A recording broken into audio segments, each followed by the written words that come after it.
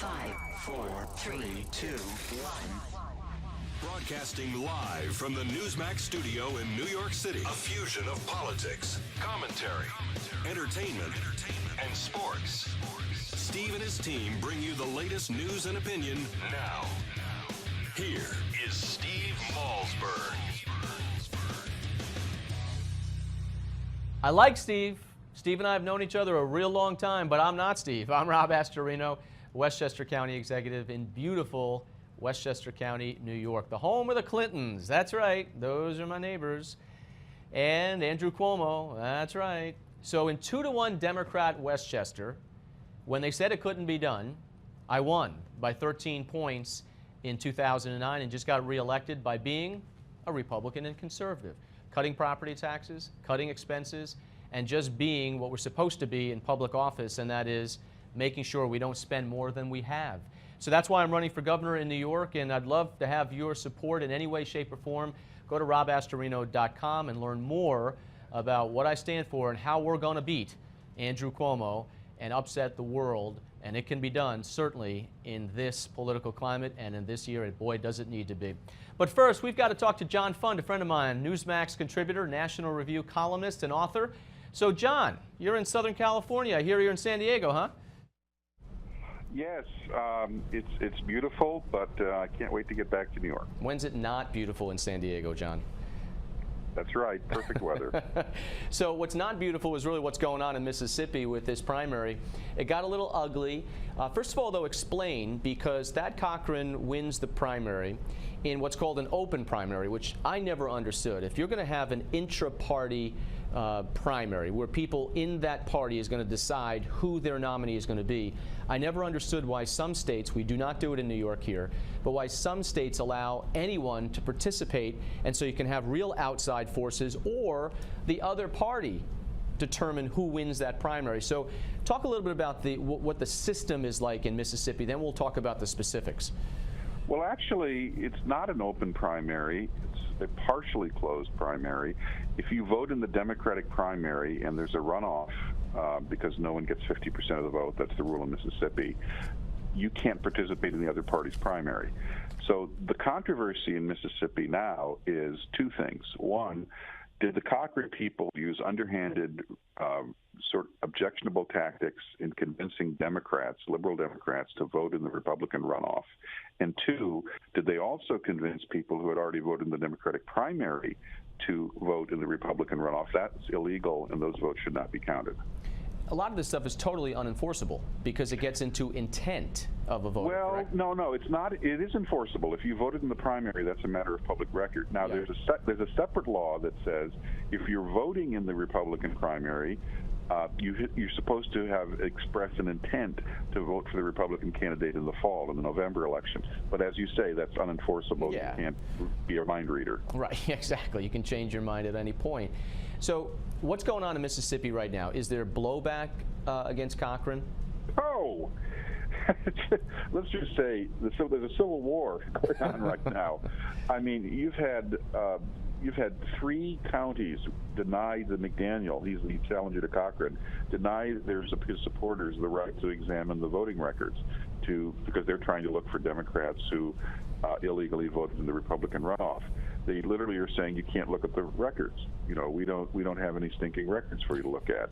So as a result, the establishment forces are rushing to try to certify the results by next week. Once they're certified, you can't challenge the election. Right. So it's a race to the courthouse. So Chris McDaniel was the Tea Party candidate, right? The insurgent, Right. if you will, against the establishment and Thad Cochran. What were the issues on the ground that they ran on or against, as opposed to what the subversive issues were that they used to get people out to vote? Well, Thad Cochran's basic message was, I've been in the Senate for a quarter of a century. I'm the guy who can bring home the bacon, the pork barrel project for Mississippi. I have clout, I have seniority. Daniels was, well, you know, what's that clout and seniority brought us? It's brought us a crushing national debt. It's brought us a weak economy. It's brought us politicians who don't listen to the people. And those were the public issues. The private issues, the Cochran people came out swinging and said, in flyers distributed to the black precincts. The Tea Party is trying to prevent you from voting, and Chris McDaniel is a racist, and Chris McDaniel has, opposed things in the past that black community wanted. So, he opposes food stamps, for example. So, and then you had radio robocalls from, and these are proven to have been paid for by a political action committee that supported Cochran, run by Haley Barbour. These robocalls said, if you want to lose all your food stamps, if you want to lose all your government assistance, if you want, government education ended, vote for Chris McDaniel. To save them, if you want to save those programs, you have to vote for Thad Cochran. It was outrageous demagoguery. It was race-based demagoguery as well. And, if any of those tactics had been used by Democrats, of course, the Republican establishment would have been screaming from the rooftops. Absolutely. And, look, I've dealt with that in my last county executive race. They put the last couple of days in certainly African-American neighborhoods or very liberal areas, Tea Party Rob. And the connotation, of course, was he doesn't share our values, or he's this or he's that. So obviously this was in play here. Jefferson County, I guess, in Mississippi had a very heavy turnout, I guess, almost 100% higher than previous, which I guess is a very black precincts. So they were pulling out the vote there. And we saw Thad Cochran, who was campaigning the last several days in non-traditional Republican areas, and that's a good thing. Yeah, I think that's that. I do think that's good. Voter turnout is fine, but how you get people to vote matters. And if you're using race-based appeals and you're basically appealing to them with a message that's a liberal democratic message, and you're basically scaring people, because Chris McDaniel doesn't want to end food stamps. He wants to end food stamp abuse. Right. I mean, that's absurd.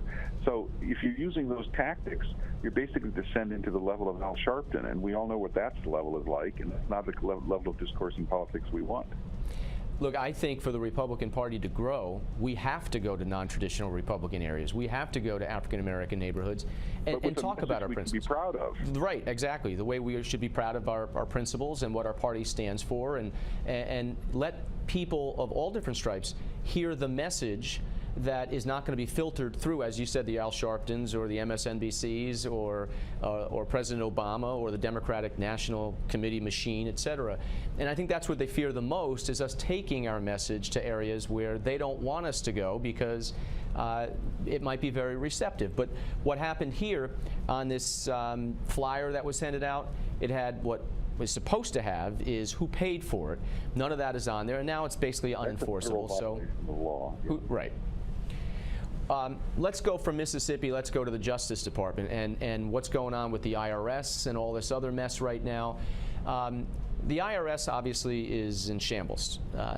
This is amazing to me that they would say with a straight face that the hard drives cannot be found, the material can't be found, you can't find the emails, et cetera, et cetera. Maybe it's with the down plane off of Australia, I don't know. But what's your take on what's going on, the latest out of the IRS?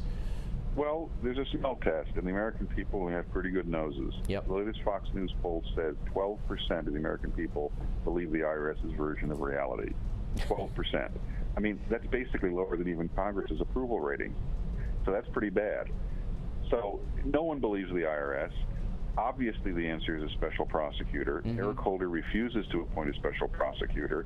He has never appointed one in the history of the Obama administration. And as a result, we're sort of stuck. But I think the Republican House members have a response that they can make, which is you drag in, and you're a county executive, you know how bureaucracy works. Yep. You drag in 50 to 70 mid-level, low-level employees who have anything to do with the lowest limit or lost emails, and you say, we're going to force you on television to raise your right hand and testify under oath as to what happened. And you get 50 to 70 people, you get 4 or 5 people ready to retire, they don't care. You'll get many people who are honest who don't want to lie under oath. You'll get many people whose spouses tell them, don't you dare lie under oath and threaten, the kids' future. You're going to get the truth. Yes. And that's what they have to do. Well, who do you fear more, your boss or subpoenas and a jury and the Justice Department? I mean, I think that's what's really important in this. So your book just came out, huh? How's it doing, John? Obama's Enforcer.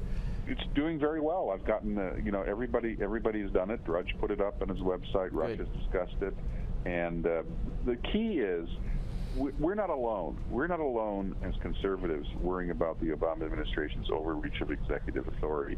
The Supreme Court just handed Obama two major defeats yesterday in the Supreme Court. One on the issue of abortion and buffer zones, sort of safety zones around abortion clinics. And secondly, on the issue of resource appointments. That was on top of previous defeats of this week on the Environmental Protection Agency and cell phone privacy rules. This is a total of 13 cases in the last 2 years where the Supreme Court has ruled unanimously, 9-0, that the Obama administration has overstepped its boundaries.